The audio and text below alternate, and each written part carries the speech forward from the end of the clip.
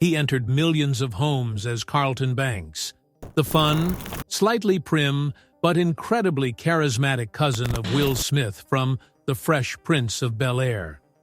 His signature dances became memes even before the internet made it mass entertainment. People loved him, kids imitated him, and TV bosses rubbed their hands in ratings. But everything changed the moment the show ended. Carlton's grandiose image, which once brought fame, turned into a cage. Energetic, talented, professional, but in the eyes of the industry, he remained that same funny guy in a vest. And nothing more. He didn't disappear right away. It's just that the offers suddenly began to disappear.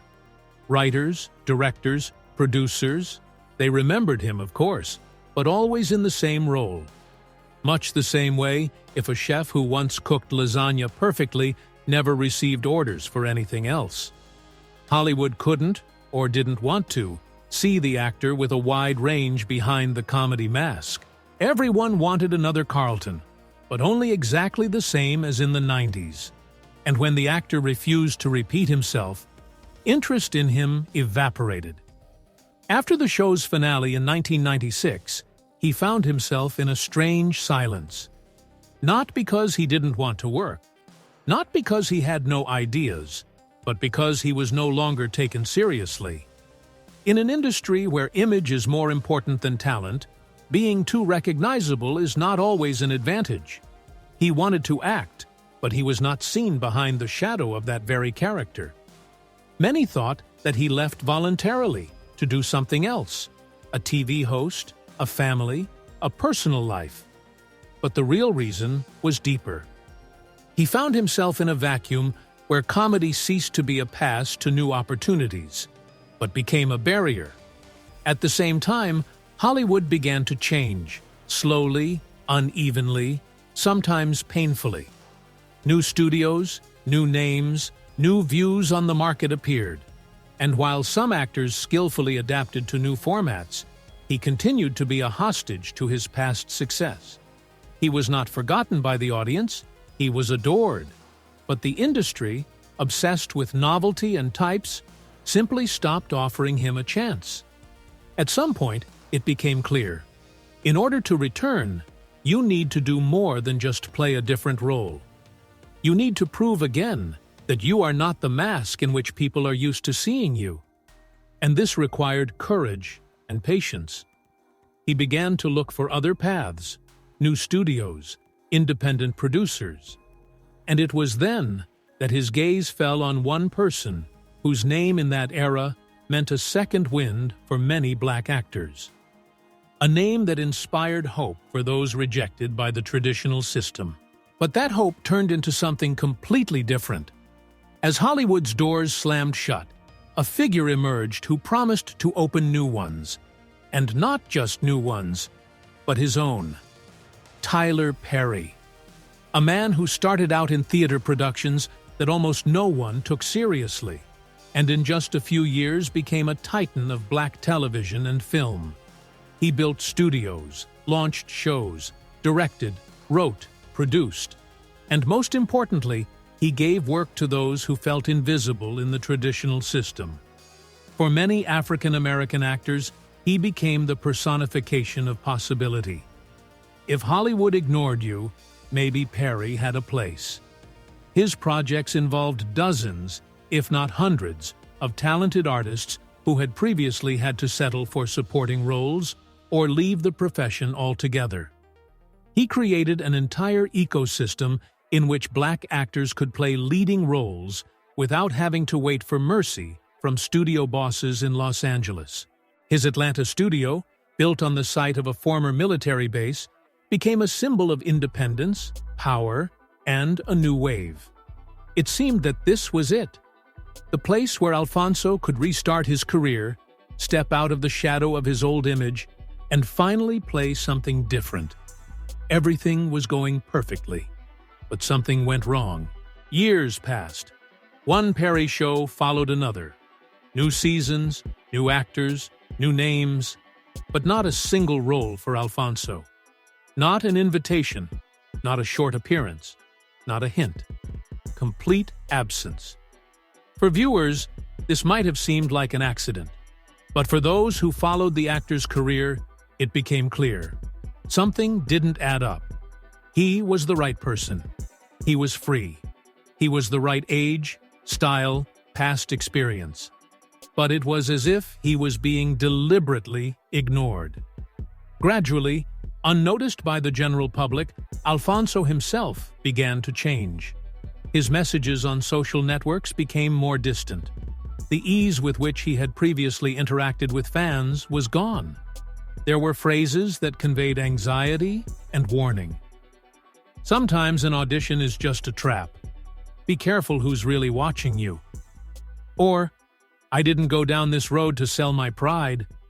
He didn't name names or make accusations. But to those who could read between the lines, it was clear that something was going on behind the scenes that he chose not to participate in. Why did he remain silent? Why didn't he explain? Why didn't he tell? Perhaps because he knew that telling the truth wasn't just a risk. It could be the end. Perry wasn't just a director. He was a studio owner, a powerful media figure, a favorite of major networks, backed by strong allies. To confront him openly would mean jeopardizing an already shaky career. So he chose silence. Or, more accurately, the whispers hidden in tweets, pauses, and absences. Whispers that only really began to be heard when others began to speak. The years passed, and Alfonso's hints went unheeded, like faint signals from a distant station that no one was in a hurry to decipher. Until one actor decided to turn on the loudspeaker. Christian Keyes, familiar to the public from romantic comedies and dramas, was neither a troublemaker nor a headline hunter. He simply showed up, told his story, and did so with the cold clarity of a man tired of silence. He said he had once received a strange offer, $100,000 to take his clothes off. No touching, no interaction, just a show of body. He described how shocked he was, how he tried to make sense of what he had heard, and how his career had suddenly gone downhill. That confession changed everything overnight. Not because it was the first time, but because the coincidences had become too loud. The subtle hints Alfonso had been dropping suddenly took on a new meaning. His anxious posts, his comments about traps, about castings where acting wasn't the only thing that mattered, all of it began to seem less like paranoia and more like a subtle system of signals, as if he were trying to warn those who were willing to listen.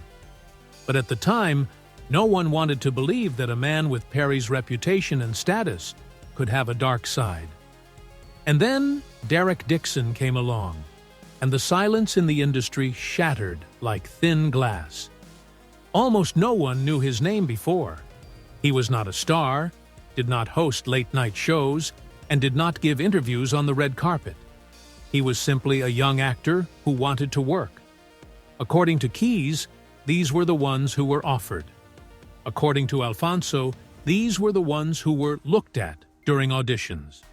And according to Dixon himself, these were the ones who were once offered not only a career, but also conditions that had a completely different price tag. What he described in the lawsuit no longer left room for interpretation. Without beating around the bush, with specific dates and descriptions, he laid out a sequence of events that could no longer be dismissed as rumors. For the first time, addresses, scenes, phone numbers, and correspondence were named. And if before someone could say that Alfonso's hints were speculation, now the shadow began to take shape. And this shape looked frighteningly familiar.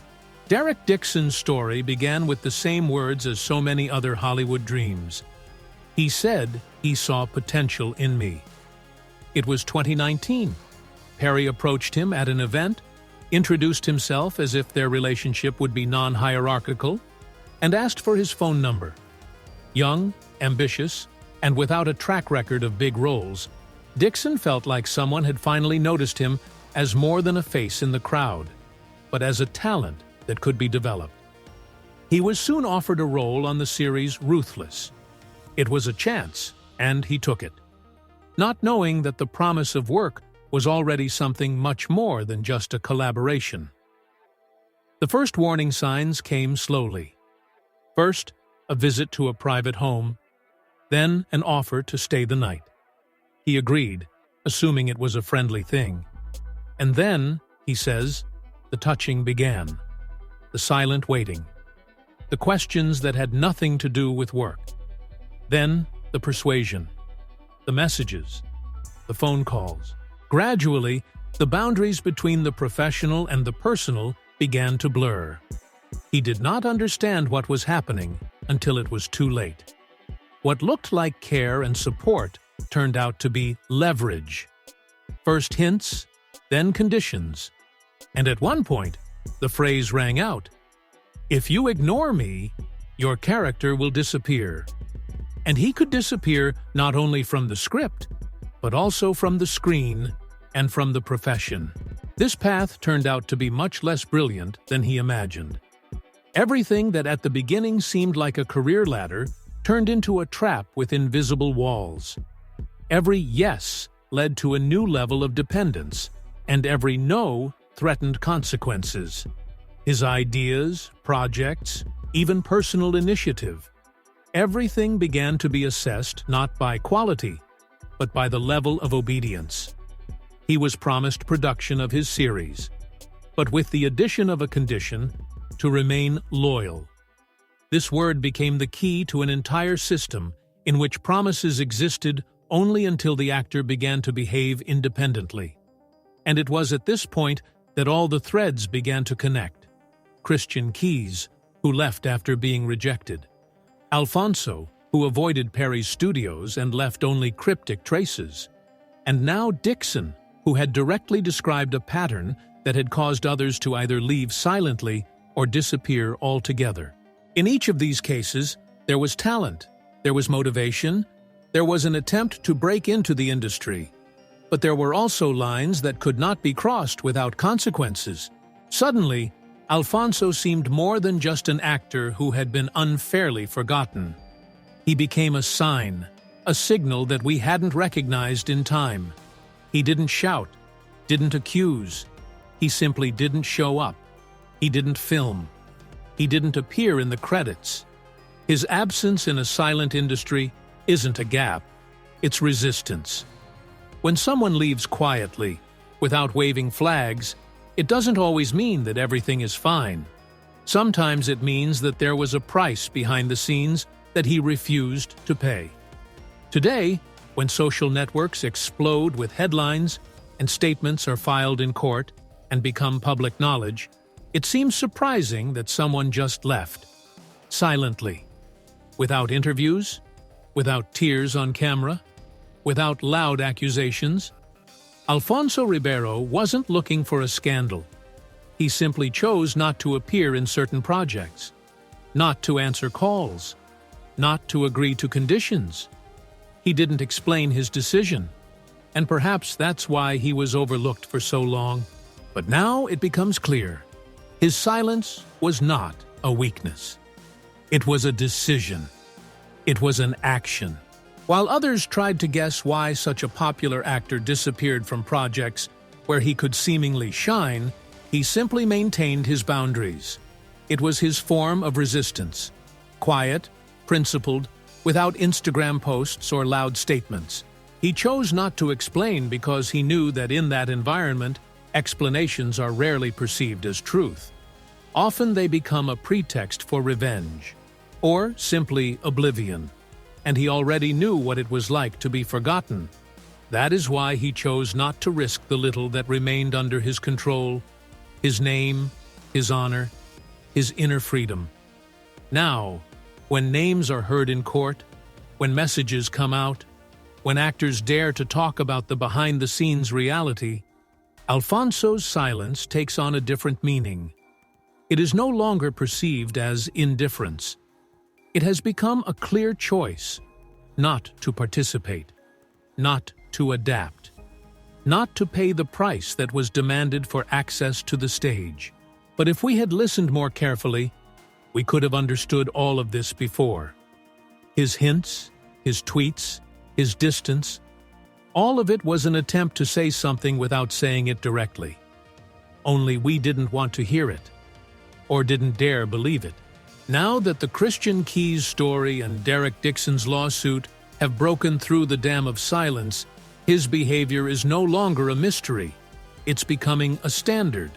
Because in a world where many agree for the sake of a role, a contract, or a chance, he refused. And in doing so, he said much more than he would have said into a microphone. He chose a path that seemed like a losing one, but now, years later, looks like an example of rare inner fortitude. He left so as not to break down, and we simply didn't realize that by doing so, he was warning us all. Too often in show business, those who shout the loudest are heard, but the most alarming signals are often given by silence, by non-participation, by refusal. And when the truth finally comes out, it becomes clear. It's the silent exits that scream loudest.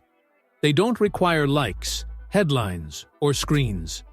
They simply leave a void that's impossible to ignore. And now that we're beginning to understand that void, there's only one question left. Why didn't we hear it sooner?